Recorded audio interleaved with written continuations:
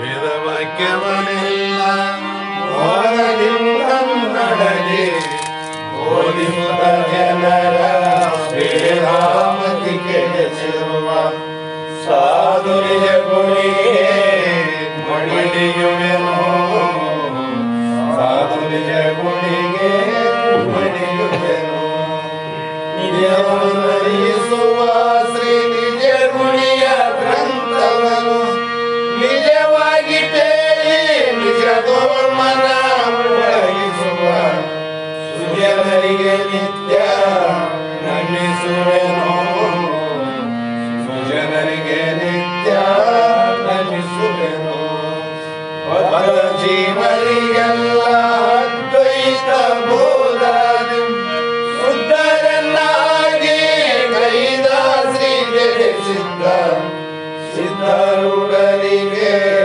ನತನಕ್ಕೆ ಸಿದ್ಧರುಡರಿಗೆ ನತನಕ್ಕೆ ಬಾಳ ಬಲ ವೇದಾಂತಕ್ಕೆ ಸರಿ ಭಾರತನೆ ಕೇಳುವ ತನಕ ಬಾಳ ಮುತಲಿರ್ಪವೇ ಶಾಸ್ತ್ರವೆಂಬುವ ನದಿಗಳು ಬಾಳ ಶಕ್ತಿಯ ಸುವಗರ್ಜನೆ ಬಾಳ ಕೇಳಿದ ಬಳಿಕ ಕೂಗವು ಬಾಳ ಕೇಳಲು ಬೇಕು ವೇದಾಂತೆಂಬ ಶಾಸ್ತ್ರವನ್ನು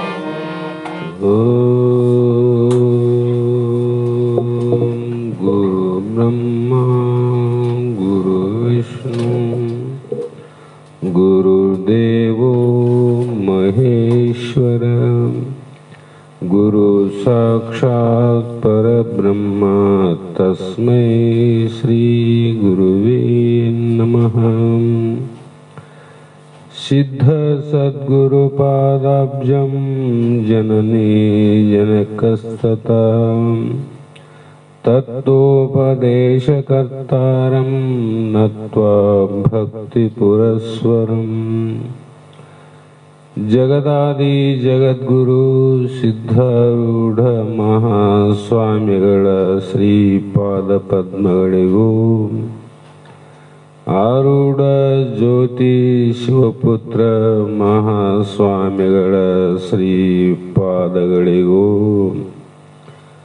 ಶ್ರೋತ್ರಿಯ ಬ್ರಹ್ಮನಿಷ್ಠ ಬ್ರಹ್ಮಲೀನ ಸದ್ಗುರು ಬಸವಾನಂದರ ಚರಣ ಕಮಲಗಳಿಗೂ ಅನಂತ ದೀರ್ಘ ದಂಡ ಪ್ರಣಾಮಗಳನ್ನು ಸಮರ್ಪಿಸುತ್ತ ಸದ್ಗುರು ಸಿದ್ಧಲಿಂಗಪ್ಪ ತಾತ ಕಪಗಲ್ ಇವರನ್ನು ಮನದೋಡು ಧ್ಯಾನಿಸುತ್ತ ತಮ್ಮೆಲ್ಲರಿಗೂ ವಂದಿಸುತ್ತ ಈ ದಿನ ಶ್ರೀಮನ್ ನಿಜಗುಣ ಯೋಗಿಗಳು ರಚಿಸಿದಂಥ ಪರಮಾನುಭವ ಬೋಧೆ ಎನ್ನುವ ಗ್ರಂಥದ 3ನೆಯ ಸಂಧಿಯ 16ನೆಯ ಸೂತ್ರದ 3ನೆಯ ನುಡಿ ಇಂದಿನ ಆಧಾರದ ವಿಷಯವಾಗಿದ್ದು, ಈ ಸೂತ್ರದಲ್ಲಿ ಯಜ್ಞವಲ್ಕ್ಯ ಮಹರ್ಷಿಗಳು ಈ ಒಂದು ಗುರು ಮತ್ತು ಶಿಷ್ಯರ ಬೋಧಕತ್ವ ಯಾವುದಕ್ಕೋಸ್ಕರ ಅಂದರೆ ಮಿಥ್ಯವಾದ ಉಪಾದಿಯಿಂದ ಬೋಧಕತ್ವ ವಿನಃ ಸತ್ಯವಾದ ಆತ್ಮನಲ್ಲಿ ಬೋಧಕತ್ವಕ್ಕೆ ಎಡೆ ಇಲ್ಲ ಅಂತ ಮಾತು ಮನಂಗಳಂತ ಹೇಳಿಬಿಟ್ರು ಅವರು. ಹಾಗಾಗಿ ಪ್ರಮಾಣ ಕೂಡ ಕೊಟ್ಟರು, ಇದು ಸತ್ಯಾನುಭವ, ಇದು ಮಿಥ್ಯಾನುಭವ ಎಂದು ವರವಿ ಬೋಧಿಪನೆ ಸದ್ಗುರುವಕ್ಕು ಅಂತ ಹೇಳಿ ಯಾವ ಸ್ವಸ್ವರೂಪ ಜ್ಞಾನವನ್ನು ಮಾಡಿಕೊಡೋಕ್ಕೋಸ್ಕರವಾಗಿ ಪರಶುರಾಮನು ಶ್ರೀರಾಮನಿಗೆ ತನ್ನ ಸ್ವರೂಪವನ್ನು ತಿಳಿಸಿದಂತೆ ಸದ್ಗುರುನಾಥನು ಶಿಷ್ಯನಿಗೆ ತನ್ನ ಸ್ವರೂಪವನ್ನು ಅನುಭವಕ್ಕೆ ತಿಳಿಸುವುದೇ ಆತನ ಕಾರ್ಯ ಅಂತ ಹೇಳಿ ಈ ಒಂದು 3ನೇ ಸೂತ್ರದಲ್ಲಿ ಗುರು ಸತ್ಯಾನುಭವ ಗೋಚರವನ್ನೇ ಪೇಳ್ದುದು ಅದನು ಉರುಭಕ್ತಿಯಳು ನಂಬು ಬಳಿಕ ಒಂದು ಪರಿಯ ಮಿಥ್ಯಾನುಭವಕ್ಕೆ ಗೋಚರವನು ನೀನಿರದೆ ಹರಿ ಪುಷಿ ಎಂದು ಶಶಿಮುಖಿ ಎಂದರು. ಅರ್ಥಾತ್ ಚಂದ್ರನಂತ ಮುಖವುಳ್ಳ ಮೈತ್ರೆ, ಗುರು ಏನ್ ಮಾಡಿದ, ಸದ್ಗುರುಗಳು ಸತ್ಯಾನುಭವ ಅಂದ್ರು. ನೀನು ಸತ್ಯವಾಗಿ ತ್ರಿಕಾಲ ಆಬಾಧ್ಯನಾಗಿ ಜನನ ಮರಣ ರಹಿತನಾದಂತ ಪರಬ್ರಹ್ಮ ಸ್ವರೂಪ ಇದ್ದೆ ಅಂತ ಸತ್ಯವನ್ನ ಹೇಳಿದ್ರು, ಅನುಭವಕ್ಕೆ ಬರುವಂಗ. ಹೇಗೆ ಹೇಳಿದ್ರು? ಅಪರೋಕ್ಷವಾಗುವ ಹಾಗೆಂದ್ರು. ನಿನಗೆ ಅಂಗೈಯಲ್ಲಿ ನೆಲ್ಲಿಕಾಯಿಗೆ ಸಂಶಯ ಇಲ್ಲಲ್ಲ, ಅದರಂತೆ ಅಂತರಂಗದಲ್ಲಿ ಇರುವಂತ ನಿನ್ನ ಸ್ವರೂಪವನ್ನು ಸಂಶಯ ಇಲ್ಲದಂತೆ ಸದ್ಗುರು ಹೇಳಿದರು. ಹೇಳಿದ ಮೇಲೆ ಅದನ್ನು ನೀನು ಏನು ಮಾಡು ಅಂದ್ರೆ ಗುರು ಭಕ್ತಿಯಿಂದ ಅಂದ್ರು. ಅದು ಅತ್ಯಧಿಕವಾದ ಭಕ್ತಿಯಿಂದ ನೀನು ಗುರುವಾಕ್ಯದಲ್ಲಿ ಗುರುವಿನಲ್ಲಿ ವಿಶ್ವಾಸವನ್ನು ಇಡು ಅಂದ್ರು. ಗುರುಗಳು ಹೇಳಿದ್ರು, ಶಿಷ್ಯಗೆ ವಿಶ್ವಾಸ ಇಲ್ಲಂದ್ರೆ ಗುರುಗಳು ಏನ್ ಮಾಡ್ತಾರೆ? ಶಿಷ್ಯಗ ವಿಶ್ವಾಸದ ಗುರುಗಳು ದ್ವೈತ ಹೇಳಿದ್ರೆ ಶಿಷ್ಯ ಏನ್ ಮಾಡ್ತಾನೆ? ಅದಕ್ಕಾಗಿ ಉಭಯ ಬೋಧಕತ್ವ ಏನಾದರೂ ಅದ್ವೈತದ್ದು ನಡೆದಿತ್ತು ಅಂದ್ರೆ ಅವರೆಲ್ಲರಿಗೂ ಪೂರ್ವ ಜನ್ಮದ ಸುಕೃತ ಅಂತ ಅರ್ಥ ಮಾಡಬೇಕು ವಿನಃ ಪಾಪಿಗಳಿಗೆ ಇದು ಸಾಧ್ಯ ಇಲ್ಲ ಅಂತ ಅರ್ಥ. ಹಾಗಾಗಿ ಇದನ್ನ ವಿಶ್ವಾಸ ಇಟ್ಟಲ್ಲ. ಸತ್ಯ ಅಂತ ಯಾವ್ದು ಹೇಳ್ಯಾರ? ನೀ ಪರಬ್ರಹ್ಮ ಸತ್ಯ ಅಂತ ಹೇಳ್ಯಾರಲ್ಲ. ಇನ್ನೊಂದೇನು ಮಿಥ್ಯ ಅಂದ್ರು? ದೇಹ ಜಗತ್ತು ಮಿಥ್ಯ ಅಂದ್ರಲ್ಲ. ಆ ಮಿಥ್ಯೆಯಾದ ಕಲ್ಪಿತ ಜಗತ್ತಿನ ಮೊದಲೇನ್ ತೋರ್ತಿತ್ತು ಸತ್ಯಂಗ, ಅದು ನಿನಗೆ ಕಾಣಬಾರ್ದು ನೋಡಿ. ಅದನ್ನು ಸತ್ಯ ಇದನ್ನು ಸತ್ಯ ಅಂದ್ರೆ ಇಲ್ಲಿವರೆಗೂ ನಿನಗೆ ಗೊತ್ತಿದ್ದಿಲ್ಲ ಇದು ಮಿಥ್ಯವಾದ ಜಗತ್ತು ದೇಹ ಅಂತ ಸತ್ಯ ಅನ್ಕಂಡಿ. ಈಗ ಸತ್ಯವಾದದ್ದು ಆತ್ಮ, ಮಿಥ್ಯವಾದದ್ದು ದೇಹ ಅಂತ ಹೇಳಿದ ಮೇಲೆ ದೇಹ ನಿನಗ ಭಾವದಲ್ಲಿ ಪ್ರತೀತಿ ಆಗಬಾರ್ದು, ಭ್ರಮೆಯಲ್ಲಿ ಗೋಚರ ಆಗ್ತದ. ಶಾಸ್ತ್ರ ಕೇಳಿದ ಮೇಲೆ ಹೇಳಿನಲ್ಲ, ಕಾಣಂಗಿಲ್ಲ ಶರೀರ ಕಾಣ್ತದ, ಗುರುವಿಂದ ಕಾಣ್ತದ, ಶಿಷ್ಯಂದ ಕಾಣ್ತದ. ಅದರ ಭಾವದಲ್ಲಿ ಇದು ಉಳ್ಕಬಾರದಂತ. ಯಾಕೆ ಉಳ್ಕಂಡ್ರೆ ಎಲ್ಲ ದುಃಖ ನಿನಗೆ ಕಾಡ್ತಾವ. ತನುಭಾವ ಅಳಿ ದುಃಖದ ಕೇಡು. ಹೇಗೆ ಕೇಡಾಗ್ತವ ಅಂದ್ರೆ ಅದರಿಂದನೇ ಇವೆಲ್ಲ ಬಂದದ್ದು. ಶರೀರದಿಂದನೇ ಅನಂತ ದುಃಖಗಳು ಬಂದವ. ಶರೀರನೇ ಭಾವ ಇಲ್ಲದ ದುಃಖ ಹೆಂಗ್ ಬರ್ತಾವ ನಿನಗೆ? ಆ ಕಾರಣದಿಂದ ನೀನು ಭಕ್ತಿಪೂರ್ವಕವಾಗಿ ಗುರುಗಳ ಮಾತನ್ನು ನಂಬತಕ್ಕದ್ದು. ಅದರಲ್ಲಿ ಕಲ್ಪನೆಯಿಂದ ತೋರಿದ ಸ್ವಗತಾದಿ ಭೇದಗಳಿಂದ ಕೂಡಿದ್ದೇನಾದಲ್ಲ ನಾಮರೂಪಾತ್ಮಕ ಜಗತ್ತು, ಇದು ಸುಳ್ಳಂತ ಹೇಳಲ್ಪಟ್ಟದಿಲ್ಲ. ಅದನ್ನು ಮಾತ್ರ ನೀನು ಬ್ರಹ್ಮನಾನಂತ ಎಷ್ಟು ಸತ್ಯವಾಗಿ ನಂಬಿದ್ದಲ್ಲ, ಈಗ ಅದೇ ಪ್ರಕಾರ ದೇಹ ಸುಳ್ಳು ಅಂತ ನಂಬಬೇಕು ನೋಡು. ಅದನ್ನು ಅಷ್ಟೇ ನಂಬಬೇಕು, ಇದನ್ನು ಇಷ್ಟೇ ನಂಬಬೇಕು. ಕಾರಣ ಏನಂದ್ರೆ ಅಸಲಿ ನೋಟಿನಲ್ಲಿ ನಕಲಿ ನೋಟು ಕಲ್ತಾವ. ಅವನಿಗೆ ನಕಲಿ ನೋಟು ಗೊತ್ತಾಗಿಲ್ಲ, ಅಸಲಿ ನೋಟಲ್ಲಿ ವ್ಯವಹಾರ ನಡೆದತ್ತು. ಯಾರೋ ಒಬ್ಬ ವ್ಯಕ್ತಿ ಬಂದು ಇದು ನಕಲಿ ನೋಟ ಅದು ತಮ್ಮ, ನಿನ್ನ ಮನೆ ಮುಚ್ಚಿ ಹೋಗ್ತದ, ಇದೆಲ್ಲ ಬಚ್ಚನಿಡು ಸುಟ್ಟನ ಹಾಕು, ಇವು ಅಸಲಿ ಅಂತ ಇವನ್ ಇಟ್ಕೋ, ಅವನ್ ಇಟ್ಕೋಬೇಡ ಅಂತ ಹೇಳ್ದ. ಕೇಳಿದೆ ಅವನು, ಮತ್ತೆ ಹೆಂಗ ಬಿಟ್ಟಾಕ್ಬೇಕು, ಹೆಂಗ ಸುಡ್ಬೇಕಪ್ಪ? ನಕಲಿ ನೋಟು ಅಲ್ಲ, ಅಸಲಿ ಕಣ್ಣಂಗೆ ಇಷ್ಟು ದಿವಸ ಅವ, ಇದ್ರು ಇಲ್ಲ ಬಿಡು ಅಂತ ಹೇಳಿ ತಿಳ್ಕೊಂಡ ಮೇಲೇನು ಕೂಡ ನಕಲಿ ನೋಟು ಅಸಲಿ ನೋಟಿನಲ್ಲಿ ಇಟ್ಕೊಂಡು ತಿರುಗಾಡೋದು ಏನಾಗ್ತದೆ? ಬಂದ್ ಹಾಕ್ತಿಲ್ಲ. ಅದರಂತೆ ಇಲ್ಲಿ ಮಿಥ್ಯೆಯಾದ ದೇಹದಲ್ಲಿ ನೀನು ಭಾವ ಇಟ್ಕೊಂಡಿ ಅಂದ್ರೆ ಮತ್ತೆ ನಿನಗ ಬಂದ್ ಹಾಕ್ತದ. ಇಟ್ಕೋಬಾರ್ದಂತ. ಇಟ್ಕೋಬಾರ್ದಂದ್ರೆ ನಾವು ಸುಟ್ಟಂಗೆ ಸುಡಕ್ ಬರ್ತದೆ ಇದು? ಹಂಗಲ್ಲ ಇದು. ತಿಳಿದ್ರೆ ಬಿಟ್ಟಂಗಿದು. ತಿಳಿದು ಬಿಡೋದಂತಿಲ್ಲಿ. ಹೀಗೆ ದ್ವೈತವೇ ಮಿಥ್ಯಾನುಭೂತಿ ಎಂದು ಒಲವಿಂದೆ ಅದ್ವೈತವೇ ಸತ್ಯಾನುಭವವೆಂದು ಶ್ರೌತಾನುಗುಣ ಯುಕ್ತಿ ಒಡಗೂಡಿ ಪೇಳುವರು ಆತ್ಮ ತೇಳುವರ ಆ ತತ್ವವನ್ನು ಬಲ್ಲ ಸುಖಿಗಳು ಅಂದ್ರು. ಇದು ಯಾರು ಹೇಳ್ತಾರ ಅಂದ್ರೆ ಬಲ್ಲಂತ ಸುಖಿಗಳು ಅಂದ್ರೆ ತಿಳಿದು ಆನಂದವಾಗಿರೋರು. ತಿಳಿದು ಆನಂದವಾಗಿರೋರು, ತಿಳಿಲಾರ್ದ ಆನಂದವಾಗಿರೋರು ಮಾತಲ್ಲ ಇದು. ಆ ಕಾರಣದಿಂದ ದ್ವೈತವೇ ಅಂದ್ರೇನು? ಒಂದರಲ್ಲಿ ಎರಡು ಮೂರು ಅಂತಕ್ಕಂಥ ಏನದ ಇದು ದ್ವೈತ. ಎಷ್ಟು ಕಂಡ್ರು ಕೂಡ ಇವೆಲ್ಲ ಮಿಥ್ಯಲ್ಲ. ಅದರಂತೆ ಇದಕ್ಕ ಒಲವಿನ ಅಂದ್ರೆ ಪ್ರಮಾಣವಾದ ಅದ್ವೈತವೇ ಭೇದತ್ರಯರಹಿತನಾದ ಬ್ರಹ್ಮವೇ ಸತ್ಯಾನುಭವ. ಅದ್ವೈತದಲ್ಲಿ ಭೇದ ಇಲ್ಲ, ಭೇದದಲ್ಲಿ ಅದ್ವೈತ ಇಲ್ಲ ನೋಡ್ರಿ. ಇದಕ್ ಬರಂಗಿಲ್ಲ. ಅಸಲಿ ನೋಟಿನ ಲಕ್ಷಣ ನಕಲಿಯಲ್ಲಿ ಇರ್ತವೆ. ನಕಲಿ ನೋಟಿನ ಲಕ್ಷಣ ಅಸಲಿ ನೋಟಲ್ಲಿ ಇರೋದಿಲ್ಲ. ಹಾಗಾಗಿ ಇದನ್ನ ಶ್ರುತಿ ಅರ್ಥಕ್ಕೆ ಅಂದ್ರೆ ಯಾವ ಭಗವದ್ಗೀತೆ, ಬ್ರಹ್ಮಸೂತ್ರ, ಸ್ವಾನುಭಾವ, ಏನು ಉಪನಿಷತ್ತುಗಳು, ವೇದ ಪ್ರಮಾಣಗಳವಲ್ಲ, ಅವುಗಳ ಸ್ವಾನುಭಾವದಿಂದ ಪ್ರಮಾಣಗಳಿಂದ ಸತ್ಯವಾದ ಬ್ರಹ್ಮನನ್ನ ಬಲ್ಲಂತ ವ್ಯಕ್ತಿಗಳು.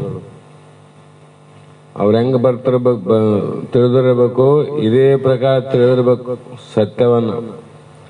ಅಂತ ಸುಖಿಗಳು ಅಂದ್ರೇನು? ಜೀವನ್ಮುಕ್ತರಂತವ್ರು.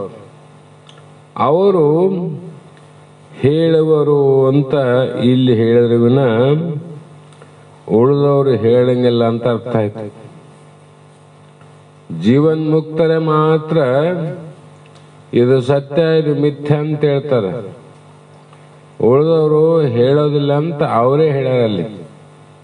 ಹಾಗಾಗಿ ಇಲ್ಲಿ ವಿಚಾರ ಮಾಡಿ ನೋಡಿದ್ರೆ ದ್ವೈತ ಅಂದ್ರೇನು, ಅದ್ವೈತ ಅಂದ್ರೇನು ಅಂತ ಪ್ರಶ್ನೆ ಮಾಡಿದ್ರೆ, ಕೇಕಂತ ಬಂದೀವಿ ನಾವು, ಆದ್ರೂ ಪ್ರಶ್ನೆ ಮಾಡಿದರೆ ಅದಕ್ಕೆ ಉತ್ತರ ಹೇಳ್ತಾರ. ತಾನು ಇದರು ಎನ್ನೆಂಬ ಭಾವವೇ ದ್ವೈತ. ದ್ವೈತ ನಾನು ಇದರಿಂದ ಎಂಬ ಎರಡು ಅಳಿದಿದ್ದ ನೂನ್ಯ ಎಳ್ಳೆನಿತು ಇಲ್ಲದೆ ಯಶವ ನೈರ್ಮಲ್ಯ ವಿಜ್ಞಾನವೇ ಅದ್ವೈತವೆಂದು ಎನಿಪದು ಅಂದ್ರು. ಹೇಗಂದ್ರೆ ಅಹಂ ಇದು ಎಂಬ ಎರಡು ಭಾವಗಳು, ಅಹಂಕಾರ ಮಮಕಾರ ಅವಲ್ಲ, ಅವೆರಡೂ ಭಾವನೆಗಳು ತೋರುತ್ತಿರುವುದೇ ದ್ವೈತ. ನಾನು ನನ್ನದು, ನಾನು ನನ್ನದು, ಯಾವುದಕ್ಕೆ ನಾನು ಅಂತಿದ್ದಿ, ಯಾವುದಕ್ಕೆ ನನ್ನದಂತಿದ್ದಿ, ಸುಮ್ಮನೆ ಅನ್ನದೇ ಅನ್ನೋದಷ್ಟೆ. ಇವೆರಡೂ ಭಾವನೆಗಳು ತೋರದೆ ಶುದ್ಧ ವಿಜ್ಞಾನ ಸ್ವರೂಪವಾಗಿರುವುದೇ ಅದ್ವೈತ. ನಾಮರೂಪ ತೋರದೆ ಶುದ್ಧವಾಗಿರ್ತಕ್ಕಂಥ ಅಸ್ಥಿಭಾತಿ ಪ್ರಿಯವೇ ಅದು ದ್ವೈತ ಅಲ್ಲ, ಅದ್ವೈತ. ನಾಮರೂಪ ದ್ವೈತ. ನಮ್ಮ ಶರೀರದಲ್ಲಿ ದ್ವೈತಗಳು ಎಷ್ಟಾವ? ಜ್ಞಾನೇಂದ್ರಿಯಕ್ಕೂ ಕರ್ಮೇಂದ್ರಿಯಕ್ಕೂ ತಾಳೆಲ್ಲ ಮೇಳಿಲ್ಲ. ಪಾದಕ್ಕೂ ಕೈಗೂ ದ್ವೈತ ಅದ, ಕಣ್ಣಿಗೆ ಮೂಗಿ ದ್ವೈತ ಅದ, ಕಿವಿ ಬಾಯಿಗೆ ದ್ವೈತ ಅದಿಲ್ಲ. ಹಾಗಾಗಿ ಜಗತ್ತಿನಲ್ಲಿ ಅಹಂ ಇದಂ ಎಂಬ ಎರಡು ಭಾವನೆಗಳು ತೋರದೆ ನಾನು ನೀನೆಂಬ ಭೇದವ ಅಳಿದು ತಾನು ಲಿಂಗದಲ್ಲಿ ಉಳಿದ ಶಿವಯೋಗಿ ಸತ್ತು ಪುಟ್ಟವನೇ ಸರ್ವಜ್ಞ, ಅಲ್ಲೇನಿಲ್ಲ ಅಂತ. ಹಾಗಾಗಿ ಅಖಂಡವಾದ ತನ್ನ ಅದ್ವೈತ ರೂಪವೇ ತೋರುತ್ತಿರುವುದು. ಪರಶುರಾಮನ ರಾಮ, ರಾಮಚಂದ್ರನ ನಾಮರೂಪ ಅವೇನೇನು ಗದ್ಲಕ್ಕೆ ಹಾಕಿದು ಹೇಳಂಗಿಲ್ಲ ಅಂತ. ಇವನು ದಶರಥ ಮಗ ಇವನಾದ, ಭೃಗುಜ ಅಂದ್ರೆ ಅವನಾದ, ಅವರ ಕುಲ ಈ ಕುಲ, ಅವರ ತಂದೆ ತಾಯಿ ಇವರ ತಂದೆ ತಾಯಿ, ಇವನ ರೂಪ ಅವನ ರೂಪ ಇವೆಲ್ಲ ಬೇರೆ ಆಗಿಲ್ಲ. ಆದರೂ ಕೂಡ ಸ್ವರೂಪದಲ್ಲಿ ಒಂದೇ ಆದಂತ ತಿಳಿಸಿದಂಗ ಅಲ್ಲೇನು ಅಖಂಡವಾಗಿರ್ತಕ್ಕಂಥದ್ದು ಯಾವುದಾದ ಬ್ರಹ್ಮ ಸ್ವರೂಪ ಅದ. ಅಲ್ಲಿ ಪರಶುರಾಮ ಅಲ್ಲ, ರಾಮ ಅಲ್ಲ. ಪರಶುರಾಮ ಅಲ್ಲ, ರಾಮಲ್ಲ. ಯಾಕಂದ್ರೆ ಪರಶುರಾಮನಲ್ಲಿ ರಾಮ ಇಲ್ಲ, ರಾಮನಲ್ಲಿ ಪರಶುರಾಮ ಇಲ್ಲ, ದ್ವೈತ ಅದ. ಅದು ಇಬ್ಬರ ಒಡಲೋಡು ಇರ್ತಕ್ಕಂಥ ಅದ್ವೈತ ಏನದ ಅದು ಒಂದೇ ಅದ. ರಾಮನೆಲ್ಲ ದಶರಥನ ಮಗನಲ್ಲ, ಅದು ಅವನು ಪರಶುರಾಮನೆಲ್ಲ ಇಂಥ ಕುಲದವನಲ್ಲ ನೋಡು. ಅದಕ್ಕೆ ಅನ್ನಕ್ಕೆ ಬರ್ತದೆ. ಹಾಗೆ ನೀನು ತಿಳಿದುಕೋ ಅಂತ ಅರ್ಥ. ದ್ವೈತವೇ ಜೀವನ, ಅದ್ವೈತ ಅನಂತ, ಅದ್ವೈತ ಅನಂತರನು ಮಾ ಅದ್ವೈತ ದ್ವೈತ ಎಂಬ ಎರಡನ್ನು ನೇತಿಗೆಳೆದು ಮೇಣ್ ಅವರ ತೋರ್ಕೆ ಹುಡುಗಿ ನಿಂದಾತನೇ ಪೂರ್ಣ ಪರಮಾತ್ಮನು. ಅರ್ಧಮರ್ಧ ಪರಮಾತ್ಮ ಬೇರೆ, ಪೂರ್ಣ ಪರಮಾತ್ಮ ಇರ್ತಾರಲ್ಲಿ. ಈ ದೃಶ್ಯಮಾನ ಕಾಣುವಂತ ಒಂದಲ್ಲ, 10 ರೂಪಾಯಿ ಕಾಣುವಂಥದ್ದೇ ದ್ವೈತ ಪ್ರಪಂಚ. ಒಂದೇ 10 ರೂಪಾಯಿ ಕಾಣ್ತದ ನೋಡ್ರಿ, ದ್ವೈತ ಅದಲ್ದು. ಆ ದ್ವೈತ ಪ್ರಪಂಚ ಅಂಥದ್ದನ್ನ ಸತ್ಯವಂತ ಯಾವತ್ತ ತಿಳಿದಾನೋ ಅವನೇ ಜೀವನು. ಆಯ್ತು ನೋಡಿ, ಅವನಿಗೆ ಭ್ರಮೆ ಆಯ್ತು. ಅದಕ್ಕೆ ಅವನಿಗೆ ದ್ವೈತವೇ ಜೀವ. ಜೀವ ಅಂದ್ರೆ ಏನ್ರಿ?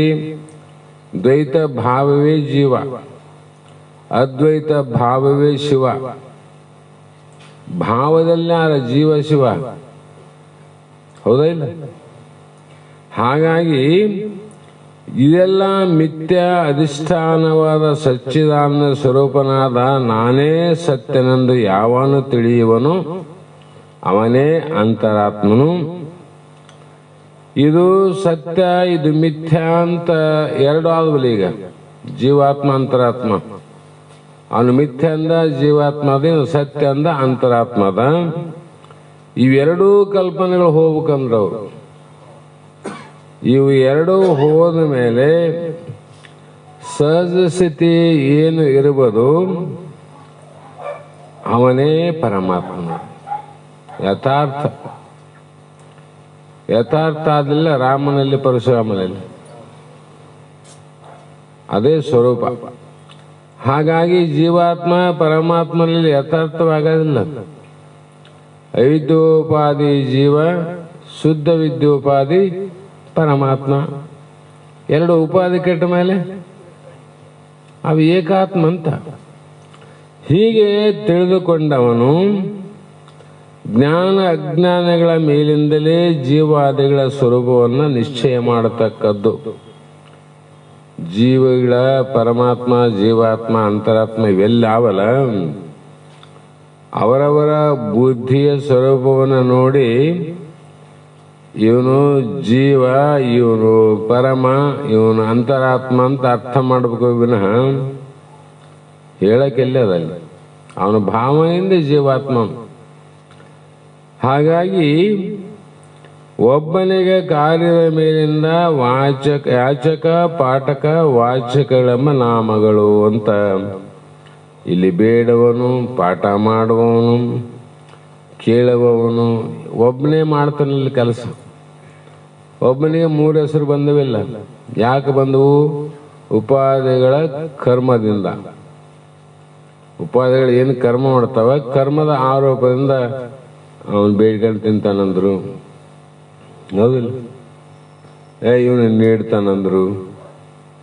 ಉಪಾಧಿಯಿಂದ ಅದರಂತೆ ವ್ಯವಹಾರ ಮಾಡುವ ಕಾರಣದಿಂದ ಆಯಾ ವ್ಯವಹಾರದ ಮೇಲೆ ಜೀವಾತ್ಮ, ಅಂತರಾತ್ಮ, ಪರಮಾತ್ಮ ಅಂದರು. ಒಬ್ಬನೇ ಇಲ್ಲ. ಒಬ್ಬನೇ ಮೂರು ಹೆಸರು ಯಾಕೆ ಬಂತು? ವ್ಯವಹಾರದಿಂದ ಬಂದವ. ಮೊದಲೇ ಹೇಳ್ತು ಅಲ್ಲ, ವ್ಯವಹಾರ ಉಪಾಧಿಯಿಂದ. ಬಾರ್ಗಳು ಹಾಕಿದ ರೈತ ಅದ, ಸ್ಟೆಥೋಸ್ಕೋಪ್ ಹಿಡ್ಕೊಂಡ ಡಾಕ್ಟರ್ ಅದ, ತಕ್ಕಡಿ ಹಿಡ್ಕೊಂಡ ವ್ಯಾಪಾರಿಸ್ತ ಅದ. ಇವನು ಮೂವರು ಬೇರೆ ಬೇರೆ. ಒಬ್ಬನೇ ಅವನು ಮಾಡುವ ವ್ಯಾಪಾರದ ಆರೋಪದಿಂದ ಅಲ್ಲೇನದ, ಅವನು ತಕ್ಕಡಿ ಹಿಡ್ಕೊಂಡಾಗ ವ್ಯಾಪಾರಿಸ್ತ ಅದ, ಅದು ಹಿಡ್ಕೊಂಡ ಡಾಕ್ಟರ್ ಅದ, ಇದು ಹಾಕಿದಾಗ ರೈತ ಅದ. ಅದರಂತೆ ಮೂರು ಅವಸ್ಥೆಗಳಲ್ಲಿ ಇದೆ. ಅವನ ವಿಶ್ವ, ತೈಜಸ ಅಂತ ಏನು ಹೇಳ್ತಾರಲ್ಲ, ಪ್ರಾಜ್ಞೆ. ಇನ್ನು ಮೂರು ಯಾಕೆ ಬಂದು ಅಂದರೆ ಉಪಾದಿಯಿಂದ, ವ್ಯವಸ್ಥೆಗಳಿಂದ, ಮಾಡುವ ವ್ಯಾಪಾರ ಭಾವದಿಂದ ಬಂದವ ನಿನಗೆ. ಹೌದಿಲ್ಲ? ಹಾಗೆ ಭ್ರಮೆಯಿಂದೇ ಜೀವನ, ಭ್ರಮೆಯಿಂದೇ ಮಿಥ್ಯೆ ಎಂದು ಭ್ರಮೆಯಿಂದೇ ತಿಳಿದರೆ ಅಂತರಾತ್ಮನು ಭ್ರಮೆ ತನ್ನೊಳಗೆಡೆ ತಾನೇ ಪರಮಾತ್ಮನು ಎಂದು ಇಂತು ಸುಮತಿ ಮೈತ್ರಿ ನೀನರಿವುದು. ಸದ್ಬುದ್ಧಿ, ಒಳ್ಳೆಯ ಭಕ್ತಿ, ನಿಷ್ಕಲಮಾದಂಥ ಮನಸ್ಸುಳ್ಳಂಥ ಮೈತ್ರಿ ಕೇಳು. ಭ್ರಮೆಯಿಂದೇ, ಭ್ರಮೆ ಅಂದ್ರೆ ಅಜ್ಞಾನದ ಮೂಲಕ ಜಗತ್ತು ಸತ್ಯಂಬ ಭ್ರಮೆ ಬಂತಿಲ್ಲ. ಭ್ರಮೆಗೆ ಕಾರಣ ಯಾರು? ಅಜ್ಞಾನ ಕಾರಣ ಅಲ್ಲ. ಅಂದಾಗ ಜೀವನಿಗೆ ಭ್ರಮೆಯಾಗಿ ಜೀವಾತ್ಮ ನಿಷಿದ. ಇದಕ್ಕೆ ಕಾರಣ ಏನು? ಅವನ ಅಜ್ಞಾನವೇ. ಹಾಗೆ ಮತ್ತೆ ಉತ್ತರೋತ್ತರ ಪೂರ್ವದಲ್ಲಿ ಭ್ರಮೆ ಆಯಿತು, ಉತ್ತರ ಕಾಂಡದಲ್ಲಿ ಏನಾಯಿತು ಅಂದ್ರೆ ಜ್ಞಾನ ಮೂಲಕ ಭ್ರಮೆ ನಿವೃತ್ತಿ ಆಯಿತು. ಅವನು ಹೋಯ್ತು, ಭ್ರಮೆ ಹೋಯಿತು. ಹೋದಾಗ ಏನಾಯಿತು?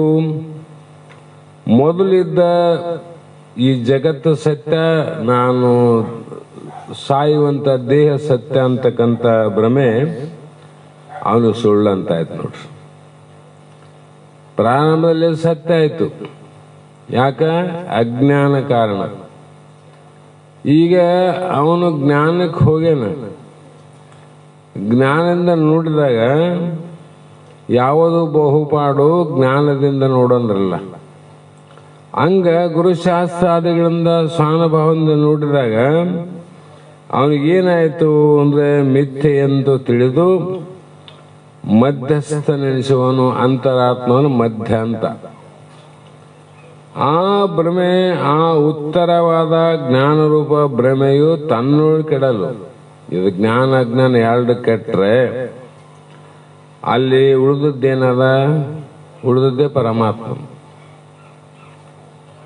ತಿಳಿದು ಅಳಿದು ಉಳಿದು ಯಾವುದು ಉಳಿದನ್ನ ಹೇಳಕ್ಕೆ ಬರೋದಿಲ್ಲೋ ಅದೇ ತಾನು ನೋಡ್ರಿ, ಅದೇ ಪರಮಾತ್ಮ. ಹಾಗಾಗಿ ಪೂರ್ವ ಭ್ರಮೆಯಾದ ಜಗತ್ತು ಅಜ್ಞಾನವಶ ಜಗತ್ತು ಸತ್ಯವೆಂದು ತಿಳಿಯುವುದರಿಂದ ಜೀವಾತ್ಮ ಆಯ್ತು ನೋಡ್ರಿ. ನಾವೆಲ್ಲರೂ ಸತ್ಯ ಅಂತ ತಿಳ್ಕೊಂಡಿವಿ. ಜಗತ್ತಂದ್ರೆ ಜಗತ್ತು ಸತ್ಯ ಅನ್ಕೊಂಡಿಲ್ಲ, ಅವು ನಮ್ಮದಷ್ಟೇ ಸತ್ಯ ಅನ್ಕೊಂಡಿವಿ. ಮಂದಿ ಎಷ್ಟು ಮಂದಿನ ಸಾಯಲಿ, ಯಾರಿಗ ದುಃಖ ಆಗ್ತದೇನು? ದುಃಖ ಆಗ್ಯದ.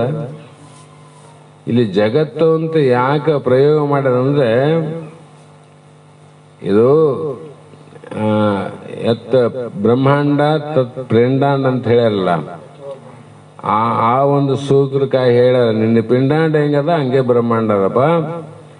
ಇದು ಪಕ್ಕ ಸುಳ್ಳು ಅಂತಾದ್ರೆ ಅದು ತಾನೇ ಸುಳ್ಳು ಆಗ್ತದ ಅನ್ನೋ ಉದ್ದೇಶಕ್ಕಾಗಿ ಹೇಳಿದ್ದಲ್ಲಿ. ಹಾಗೆ ಶ್ರುತಿಗುರುಗಳ ಸಹಾಯದಿಂದ ಸುಜ್ಞಾನ ಉತ್ತರ ಭ್ರಮೆಯನ್ನು ಹೊಂದಿ ಪೂರ್ವದ ಅಂದ್ರೆ ಮೊದಲಿನ ಅಜ್ಞಾನ ಭ್ರಮೆಯನ್ನ ನಿವೃತ್ತಿ ಮಾಡುತ್ತಾನೆ. ಅದರಿಂದ ಅಂತರಾತ್ಮ ಅವೆರಡು ಹೋಗ್ಬೇಕು. ಮತ್ತೆ ಹೆಂಗೆ ಹೋಗ್ಬೇಕು? ಲೋಕವಾಸನ, ದೇಹವಾಸನ, ಶಾಸ್ತ್ರವಾಸನ, ಇವು 3 ವಾಸನ ಹೋಗ್ಬೇಕು. ಕಾರ ಮುಳ್ಳ ನಟ್ಟದ ಕಿತ್ತಿ ಹಾಕ್ಬೇಕಾದ್ರೆ ಇನ್ನೊಂದು ಮುಳ್ಳ ಬೇಕು. ಇನ್ನೊಂದು ಮುಳ್ಳಿನ ತೆಗೆದ ಮೇಲೆ ಆ ಮುಳ್ಳು ಜೋಬಾಗಿ ಹಾಕೊಂಡ್ರೆ ಕಾಲಲ್ಲಿ ಇದ್ದಿದ್ದು ದುಃಖ ಎಷ್ಟು ಕೊಡ್ತು, ಅದಕ್ಕೆ 100 ಪಟ್ಟು ದುಃಖ ಕೊಡ್ತದ ಜೋಬೆಯಲ್ಲಿ ಇದ್ದದ್ದು. ಅಂದ್ರೆ ಇದನ್ನು ಬಿಡಬೇಕಿಲ್ಲ. ಅದಕ್ಕಾಗಿ ಶಾಸ್ತ್ರಗಳಲ್ಲಿ ಈ ಲೋಕವಾಸನೆ, ದೇಹವಾಸನೆ ಹೋಗಬೇಕಾಗಿದ್ರೆ ಶಾಸ್ತ್ರವಾಸನೆ ಬೇಕು. ಶಾಸ್ತ್ರವಾಸನೆ ವೈತಪ್ಪ ನಿರಾಳಿನಿ ನಾನಂದ್ರೆ ದೊಡ್ಡ ಮುಳ್ಳಿದ್ದಂಗ. ನಾನು ಶಾಸ್ತ್ರ ಹೇಳೋನು, ನಾನು 6 ಶಾಸ್ತ್ರ ಕಲ್ತವನು, ನಾನು 18 ಪುರಾಣ ತಿಳಿದವನು, ನಾನು 28 ಆಗಮ ಗೊತ್ತಿದ್ದವನು. ಈ ರಾಮಪದ ಅಂದಲ್ಲ, ಅಲ್ಲಿಗೆ ಬಂದತ್ತಂದು. ಅದು ಏನು ಮಾಡಿತು ನಿನ್ನಂದ್ರೆ ಮಲಿಕಂಡದೇನದ. ಸಾಧಾರಣವಾಗಿ ಮಲಗಿದಂಥ ಆನೆಗೆ ಅದು ಮದ ಬಂದಂಗಾತ. ಆನೆಗೆ ಮದ ಬಂದ್ರೆ ಉಳಿತದೇನು? ರೋಡ್ ಉಳಂಗಿಲ್ಲ, ಕೇರಿ ಉಳಂಗಿಲ್ಲ, ಊರು ಉಳಂಗಿಲ್ಲ. ಹೆಂಗ ಮದ ಬರ್ತದ ಹಂಗ ಅಹಂಕಾರ ಬರ್ತದ. ಅದನ್ನ ಕೆಡಬೇಕು ಅಂದ್ರೆ ಹೆಂಗೆ ಕೆಡಿಸ್ಬೇಕು ಅಂತಂದ್ರೆ ಅಜ್ಞಾನ ಎಲ್ತಾನ ಅದ. ದೇಹವಾಸನೆ, ಲೋಕವಾಸನೆ ಎಲ್ಲಿವರೆಗೂ ಕಟಿಗಿದ್ದಂಗ, ಮುಳ್ಳಿದ್ದಂಗ ಇವು ಇರತಾನ. ಅದು ಜ್ಞಾನ ಇರ್ತದ. ಶಾಸ್ತ್ರ ಯಾವಾಗ ಇವು ಪೂರ್ಣ ಹೋದ್ವಿಲ್ಲ, ಲೋಕವಾಸನೆ, ದೇಹವಾಸನ, ಅದ್ಯಾಕಿರ್ತದೆ ಶಾಸ್ತ್ರವಾಸನ. ಕಟಿಗೆ ಸುಟ್ಟ ಮೇಲೆ ಬೆಂಕಿ ಆದ ನಂತರ ನಂಗೆ ಕಟ್ಟಿಗೆ ಸುಡತಾನ ಬೆಂಕಿ ಇರದೆ. ಸುಡಿಸಿಕೊಳ್ಳುವ ಕಟ್ಟಿಗೆ ಎಲ್ಲಿವರೆಗೆ ಅಲ್ಲಿವರೆಗೆ ಬೆಂಕಿ ಇರದೆ. ಕೆಲವು ಕಡೆ ಸುಪ್ತವಾಗಿರ್ತದ, ಕೆಲವು ಗುಪ್ತವಾಗಿರ್ತದ. ಕಟ್ಟಿಗೆನೇ ಇಲ್ಲ ಇಲ್ರಿ ಬೆಂಕಿ ಆದಂದ್ರೆ ಹುಚ್ಚರ ಅಂತದ. ಕಟ್ಟಿಗೆ ಇಲ್ಲದೆ ಬೆಂಕಿ ಹೆಂಗಿರ್ತದ? ಅದರಂತೆ ಇಲ್ಲಿ ಇವೆರಡು ಕೆಟ್ಟ ಮೇಲೆ ಶಾಸ್ತ್ರ ಅನ್ನೋದು ತಾನೇ ಕೆಟ್ಟ ಹೋಗ್ತದೆ. ಕೆಡಬೇಕು. ಕೆಡಲಿಲ್ಲ ಅಂತಂದ್ರೆ ಏನರ್ಥ? ಇನ್ನ ಲೋಕವಾಸನೆ, ದೇಹವಾಸನೆ ಆದ ಕಟ್ಟಿಗೆ ಆವಾಗ ಬೆಂಕಿನ ಸೊಬತ್ತಿರ್ತದ. ಕಟ್ಟಿಗೆ ಆವಂತಕ್ಕಬೇಕು ಅಂದ್ರೆ ನಮ್ಮಲ್ಲಿ ದ್ವೈತ ಆವಲ್ಲ. ಇವು ಆವಂತ ತಿಳ್ಕೊಂಡೆ ನಮ್ಮಲ್ಲಿ ಅವೆಲ್ಲ ವರ್ತನೆ ಮಾಡ್ತಾವ. ಅದಕ್ಕಾಗಿ ಜ್ಞಾನವನ್ನು ಯಾವುದು ಆ ಒಂದು ಶಾಸ್ತ್ರ ಜ್ಞಾನವನ್ನು ಕೂಡ ತ್ಯಾಗ ಮಾಡೋಂದ್ರು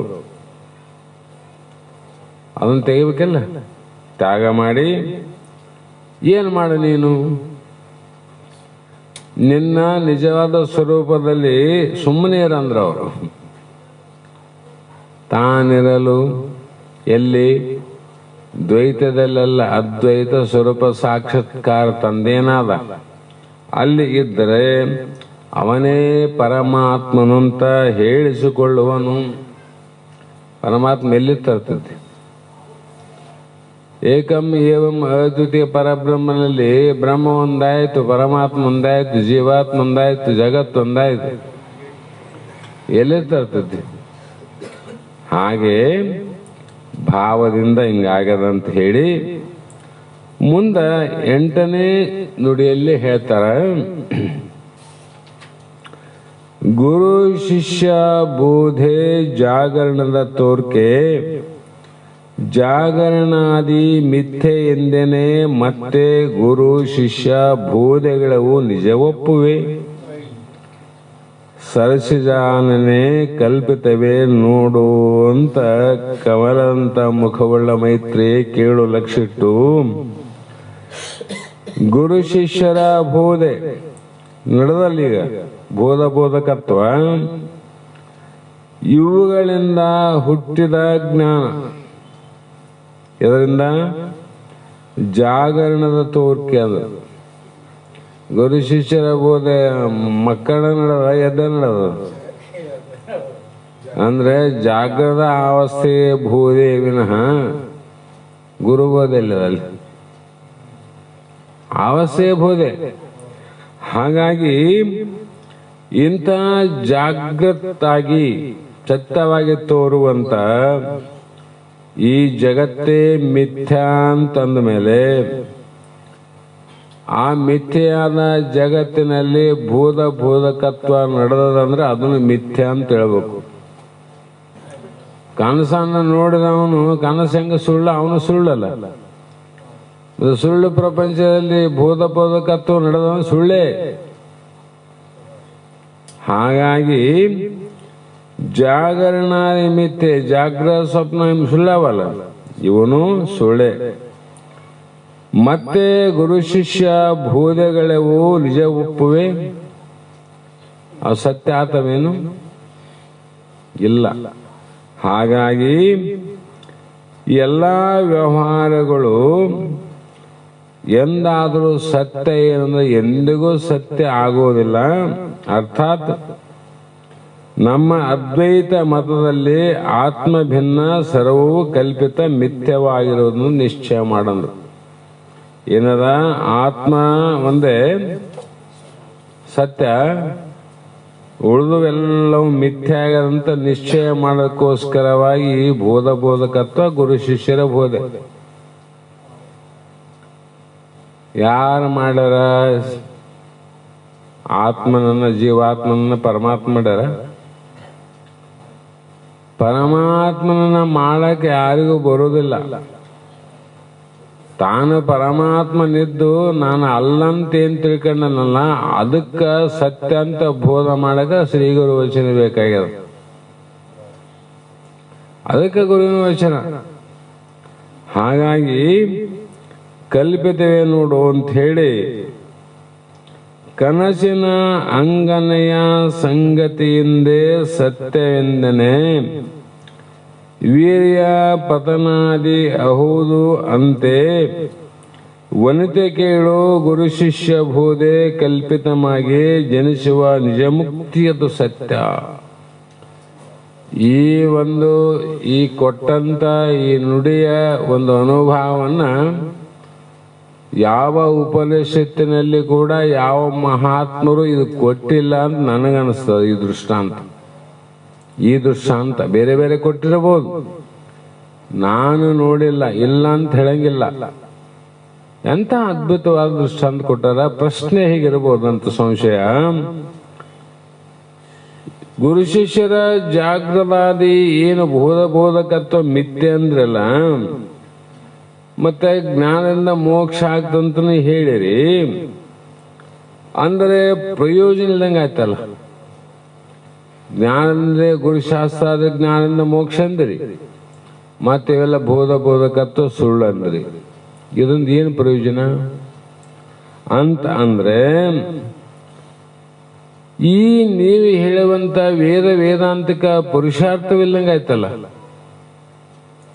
ಅದಕ್ಕೇನು ಅರ್ಥನೇ ಇಲ್ಲಂಗೆ ಆಯ್ತಲ್ಲ.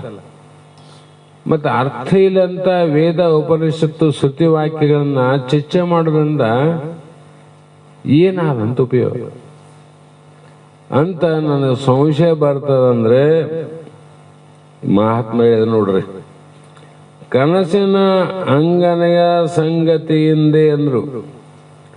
ಕನಸಿನಲ್ಲಿ ಅಂಗನೆ ಅಂದ್ರೆ ಒಬ್ಬ ಸ್ವಪ್ನದಲ್ಲಿ ಸ್ತ್ರೀಯಳು, ಒಬ್ಬ ಹೆಣ್ಮಗಳು.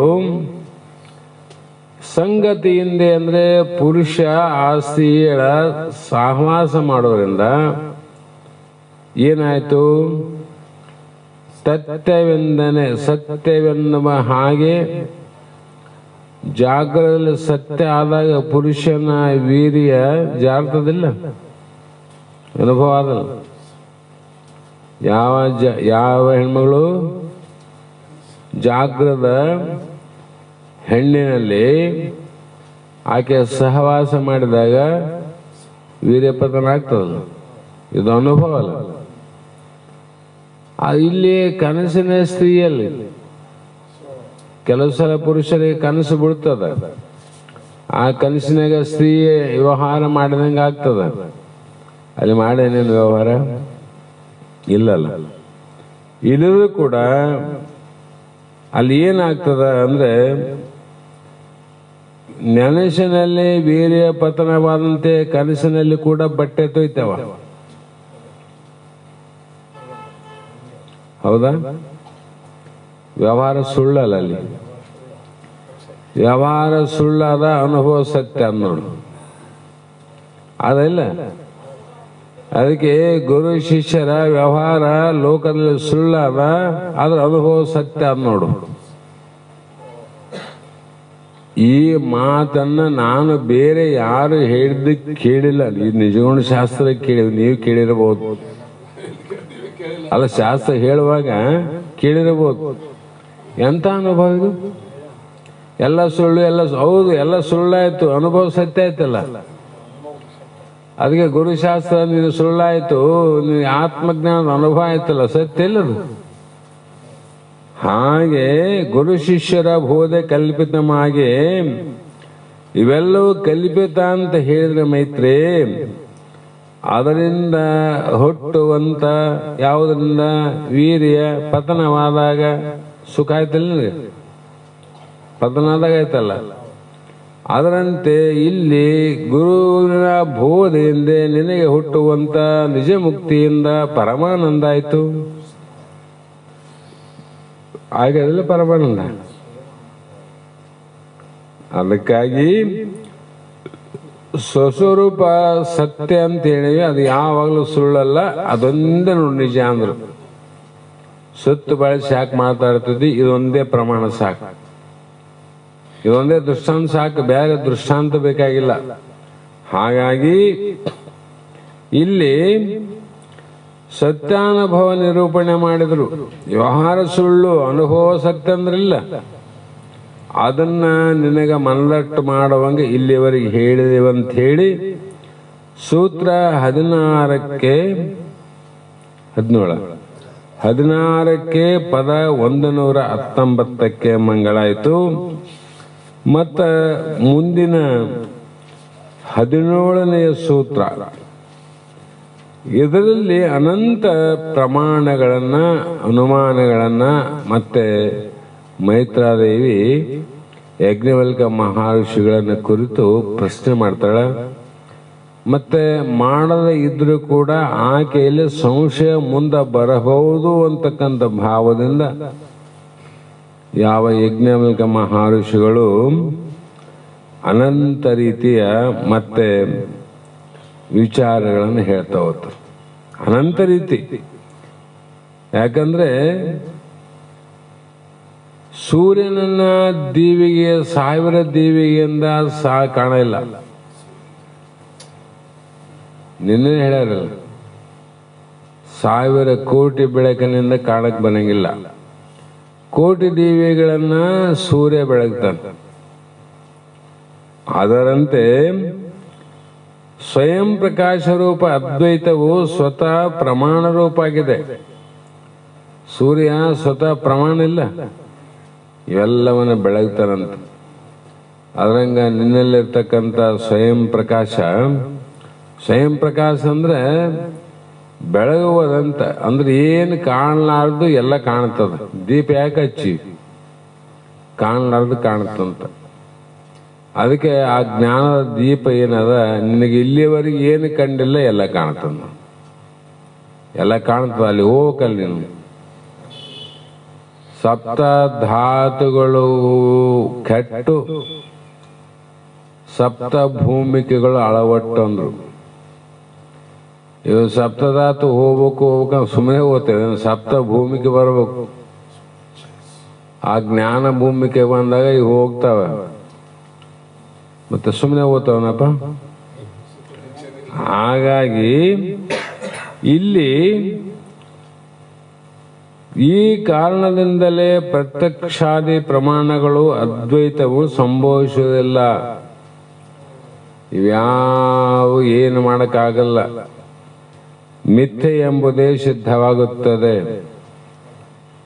ಶಬ್ದ ಪ್ರಮಾಣ ಅಂತ ಏನು ಪ್ರಾರಂಭ ಮಾಡಿ ಅನುಮಾನ ಪ್ರಮಾಣ, ಅನುಪಲಬ್ಧ ಪ್ರಮಾಣ ಇವೆಲ್ಲ ಹೇಳಿಕಂತ ಬಂದಾರಲ್ಲ, ಅದರಿಂದ ಯಾವುದು ಸಿದ್ಧಿ ಆಗಲ್ಲ. ನಿನ್ನಿಂದ ಅವು ಸಿದ್ಧಿ ಆಗ ಪ್ರಮಾಣ. ಹಾಗಾಗಿ ಪ್ರಮಾಣಗಳಿಗೆ ಅತೀತನಾಗಿರುವವನು ಅಂದರೆ ಪ್ರಮಾಣಕ್ಕೆ ಬೇರೆಯಾಗಿರುವನು. ಆದ್ದರಿಂದ ನೀನು ಸತ್ಯನಾಗಿರುವನು.